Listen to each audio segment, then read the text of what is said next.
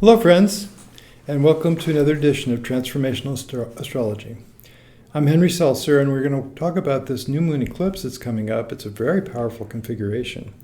And a couple of things I want to point out with these new planets beyond Pluto that I've been researching that's also in there. So let's take a look at the chart. And this should be the chart. So I think you can see it here, and of course we're talking about the natural houses, starting with Aries right here instead of the ascendant. So the actual ascendant is indicated by this little glyph here showing a line across, a horizontal line. And the ascendant is in Scorpio for the West Coast. Now it would be different where you are probably, unless you're on the West Coast like I am. And the thing that really jumps out at you when you look at this configuration, with the sun and moon at such a late degree of Aries that it's 10 minutes away from being at zero. Do you see that? Zero Taurus would be right here, 10 minutes away. So about zero Taurus, but yet it's an Aries eclipse, and that's important to recognize that we do have that Aries energy going on. Mars is the ruler of this eclipse. And look at the opposition to Haumea at 0 degrees of Scorpio.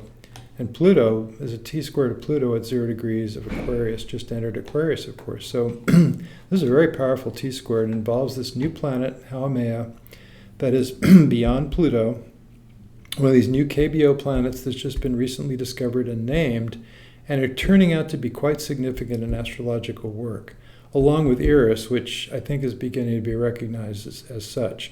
But Haumea and Makemake, they're the only officially named KBO planets, along with Pluto and Eris, that have that designation by the Astronomical Union. The International Astronomical Union declared this to be, these are the planets that they said were big enough to be planets. They're the 4 largest objects in the Kuiper Belt.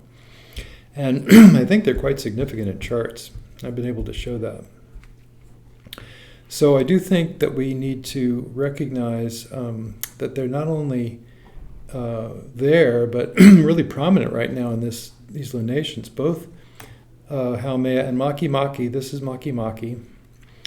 Makemake is the creation god of the Rapa Nui people of Easter Island, and both has to do with environmental concerns and activism. And both of these planets have to do with strong connection to nature, recognizing how important it is, our connection to nature. And by the way, that's a connection to truth-telling, knowing right action and right relationship from their opposites, and acting upon that. I think we always know what is the right thing. We pretty much always know this is right, this is the right thing to do here. But we don't always do it. And so this is a sort of a bit of an admonition to pay attention to those things, because our inner guidance is very accurate, telling us what's the right way to do things based on our connection to nature and to natural law, and to the best that's within us, the kindness that's within us, which is a fundamental human quality, I believe. So in this eclipse configuration, what else can we find? Like I said, the very last degree of Aries, so that's significant that we are occupying the very tail end of Aries. They say it's a last chance degree, the 29th degree of a sign. It means really try your best to do Aries, to do the right thing. And Aries, of course, is about action. Aries is about kind of heedlessly plunging ahead oftentimes. So the admonition with this 29th degree would be not so heedless. Think before you act, ready, then aim, then fire. But it is also to take that energy that's within you and to act upon it, to actualize, to be yourself, to be your truest version of yourself, your most authentic version of yourself that you can muster. And this is also the message of Eris, by the way. So Eris, which is this designation here, you'll see that it's very close to Jupiter. And in fact, a week ago they were conjunct, as a matter of fact, with this sun being there also. And so that was a pretty powerful time for this that I'm saying. Act upon what your deepest values and principles are, and don't worry about it. Just don't worry about consensus thinking. What is the herd trying to do? don't worry about early conditioning to whatever extent you can escape it, however you can get beyond it. Work towards being who you are, that you really can fully represent as this is my truth. Walk your talk, act your truth. And that's that'll get you far, right? That'll take you to the type of life that you want to lead, to the things that you want to create. What do you want on your tombstone, I always say. And it's not made X amount of dollars and had so many toys you couldn't believe it when he passed away, he or she. So it's the admonition is to be yourself and to just do the best you can towards that, and always be aware of how important that is, and how what you do ripples out from each action of yours has effects on everything.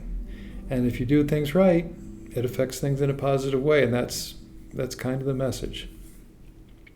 So we do just want to note that this is a very powerful configuration with a T-square that includes Haumea, and Haumea has to do with this connection to nature and to right action. They're truth tellers, people with strong Haumea, and so it really is about telling the truth. And we can see it in the headlines, the lies of politicians are catching up to them, are they not?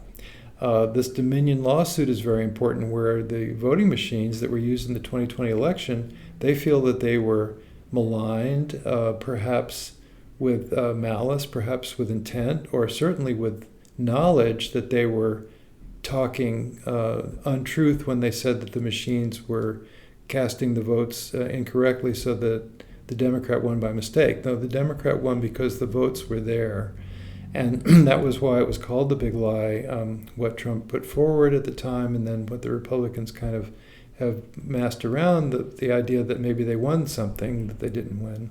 And it just comes down to, we have to tell the truth. It's like so important to try to be true to each other. Even if you disagree, try to be honest about the way you feel and about how things are, and don't try to cheat on it, I think that's what the message is here. And we may see that acted out. These have been active in the lunations since February. So I think we might begin to see this start to be acted out in various legal situations that are coming down, including the Dominion lawsuit, which, if you don't know, Dominion sued Fox News for $1.6 billion, quite a sum, and they did that because they felt like their company image was tarnished by repeated. They sent, I think it was over 3,000 messages to Fox News saying, "Hey, this thing about the voting machines skewed the election. That's all incorrect. There's no evidence for it. Here's the evidence in our favor that everything was on the up and up." And even the person that was in charge of the voting at Homeland Security about the integrity of the election said it was probably the fairest election, one of the fairest elections in our history, as far as the lack of, the accuracy of it and the lack of problems with it. And so the 2020 election has become a big cause célèbre between various factions, including right-wing factions that want to have the election resolved in a different way than it actually came out. That's my truth on that. But let's not talk politics.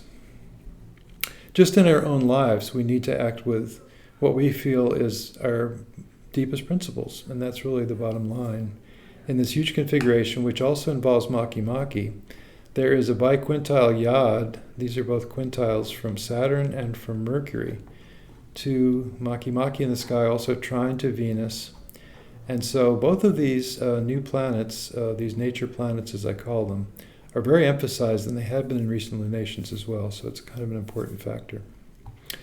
Another important factor in this configuration, however, to mention also is Chiron. If you take a look at the positions of Mercury and Uranus, they are 15 and 17 degrees, the midpoint of 16 degrees. They're about the same number of, well, this is 33, so 15 Taurus 33, 17 Taurus 49. The midpoint is about 38, 16 degrees 38, and Chiron is 16 degrees 42. So within 1/10 of a degree, you have this semi-sextile to the midpoint, emphasizing all of these factors together, so that there could well be, and this is an eclipse configuration, there could well be unexpected events that bring up inner wounding, feelings of lack of self-worth, or not expecting a relationship to go well, expecting the worst and finding it sometimes as a result of what you're expecting. And the mental process is involved. So with Mercury about to retrograde, Mercury's retrograde comes up on the 21st, 2 days after this eclipse degree, which is on the 19th, late at night. So less than 2 days. If you want to see the eclipse configuration, I've got that chart here also. But in this eclipse configuration, not eclipse, the retrograde station is about 1:50 in the morning on the 21st, and I have that chart to show you. But the point being that this midpoint is really important in recognizing the connection to Chiron. And in that station, let me just show you that chart.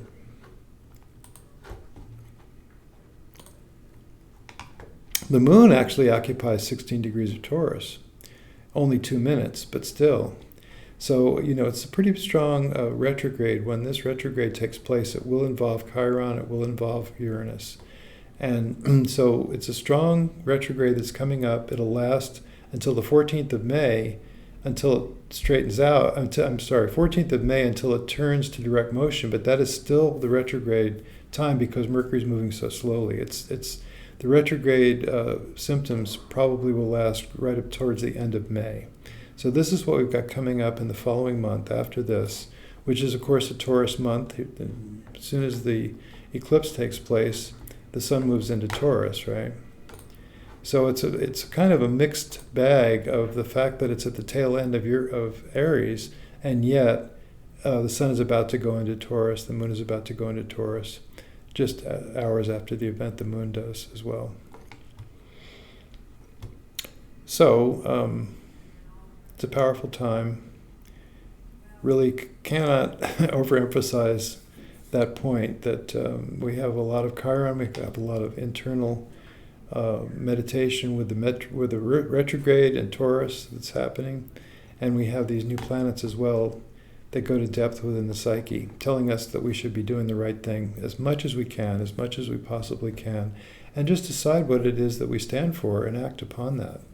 And with Pluto involved, there's transformation. With Pluto involved, we can find out the hard way sometimes what it is that we need to let go of.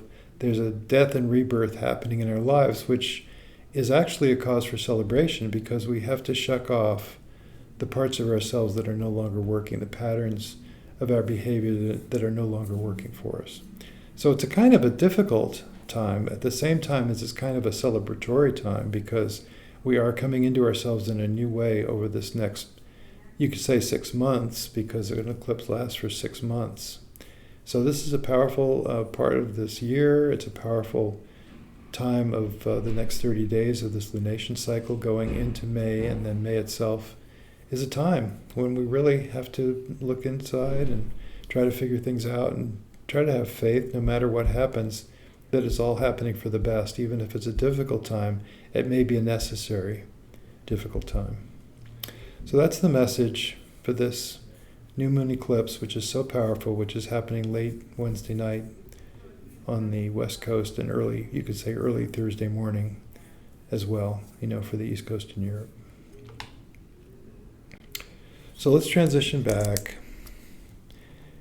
And I just want to say, I'm hoping that this is helpful to people. I'm hoping you get something out of this. And basically, trust the universe has your back, and we'll see you through.